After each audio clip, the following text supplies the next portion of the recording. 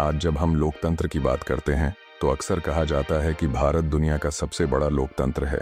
लेकिन लोकतंत्र सिर्फ वोट डालने से नहीं चलता। लोकतंत्र चलता है जानकारी से, और जब जानकारी छुपा दी जाती है तब लोकतंत्र धीरे धीरे एक दिखावा बन जाता है। इलेक्टोरल बॉन्ड्स की कहानी ठीक यहीं से शुरू होती है। सरकार ने कहा था कि ये व्यवस्था राजनीति को साफ करेगी, काला धन खत्म होगा, चुनावी चंदे में पारदर्शिता आएगी।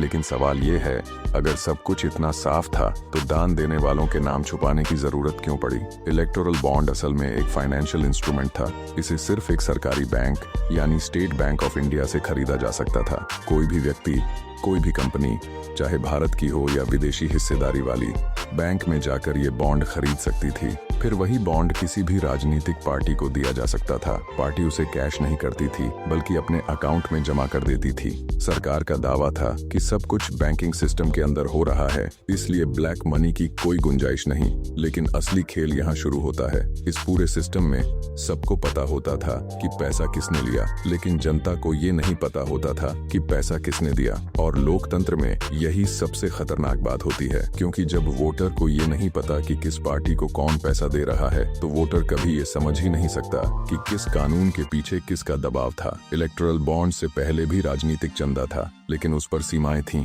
कंपनियां सिर्फ अपने प्रॉफिट का एक तय हिस्सा ही डोनेट कर सकती थीं। लॉस में चल रही कंपनी पॉलिटिकल डोनेशन नहीं दे सकती थी। इलेक्टोरल बॉन्ड्स ने ये सारी सीमाएं हटा दी। अब कोई भी कंपनी, चाहे वो घाटे में हो, चाहे उसका बिजनेस सरकार के सीधे कंट्रोल में आता हो, अरबों रुपए का चंदा दे सकती थी, और वो भी बिना अपना नाम बताए। अब यहाँ एक ईमानदार सवाल उठता है, अगर एक कंपनी करोड़ों रुपए किसी पार्टी को दे रही है तो क्या वो बदले में कुछ नहीं चाहेगी?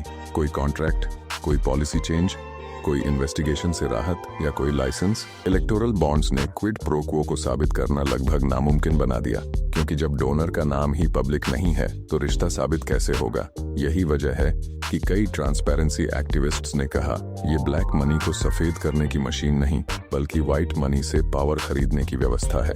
सरकार ने बार बार ये तर्क दिया कि अगर डोनर का नाम पब्लिक कर दिया गया तो उसे पॉलिटिकल रिटेलिएशन झेलनी पड़ सकती है।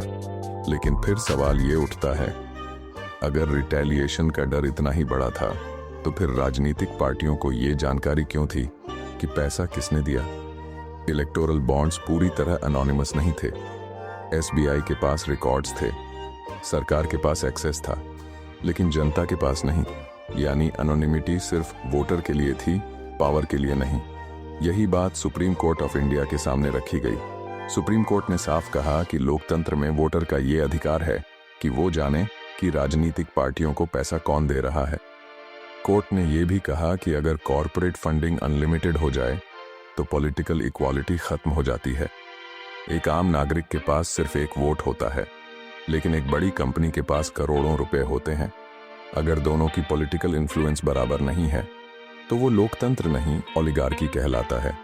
कोर्ट ने माना कि electoral bonds article NEET 1A का उल्लंघन करते हैं, क्योंकि ये नागरिकों के इंफॉर्मेशन के अधिकार को खत्म करते हैं, और इसी आधार पर इलेक्टोरल बॉन्ड्स को अनकॉन्स्टिट्यूशनल घोषित कर दिया गया। जब सुप्रीम कोर्ट के आदेश के बाद डेटा सामने आया तो कई चौंकाने वाली बातें दिखीं। कुछ कंपनियां ऐसी थीं जो खुद गवर्नमेंट कॉन्ट्रैक्ट्स पर निर्भर थीं, लेकिन उन्होंने भारी मात्रा में पॉलिटिकल फंडिंग की थी। कुछ कंपनियां ऐसी थीं जो इन्वेस्टिगेशन के दायरे में थीं, लेकिन उसी दौरान डोनेशंस बढ़ गए थे। लेकिन फिर भी पिक्चर पूरी साफ नहीं हुई, क्योंकि डेटा में ये नहीं बताया गया कि कौन सा पैसा किस पॉलिसी से पहले दिया गया और किस पॉलिसी के बाद। यानी रिश्ता दिखता है लेकिन कनेक्शन साबित नहीं होता, और शायद यही इस सिस्टम का सबसे बड़ा फायदा था। इलेक्टोरल बॉन्ड्स इलीगल नहीं थे, कानून के अंदर बनाए गए थे, पार्लियामेंट से पास हुए थे। लेकिन इतिहास हमें यह सिखाता है कि हर लीगल चीज नैतिक नहीं होती। एक समय पर स्लेवरी भी लीगल थी, कॉलोनियल लूट भी लीगल था। सवाल ये नहीं होता कि कानून क्या कहता है, सवाल ये होता है कि कानून किसके लिए बना है। इलेक्टोरल बॉन्ड्स ने राजनीति को महंगा बना दिया। जब चुनाव लड़ने के लिए करोड़ों चाहिए तो टिकट भी उन्हीं को मिलेगा जिनके पास पैसा या पैसा लाने वाले कॉन्टैक्ट्स हों। इसका असर धीरे धीरे ग्राउंड लेवल तक जाता है। एक आम कार्यकर्ता, एक ईमानदार सोशल वर्कर, एक मिडिल क्लास प्रोफेशनल, उसके लिए राजनीति लगभग बंद हो जाती है। और राजनीति एक क्लोज्ड क्लब बन जाती है।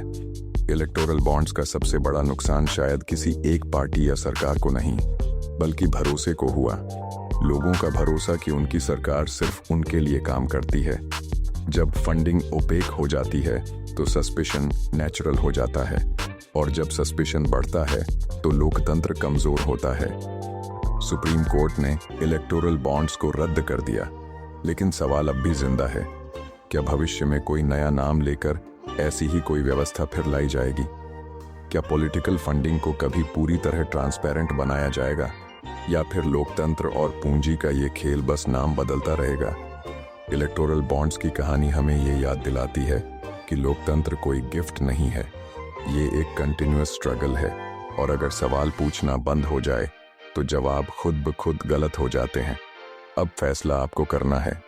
इलेक्टोरल बॉन्ड्स एक जरूरी सुधार, या सत्ता और पैसे का सबसे बड़ा लीगल गठजोड़?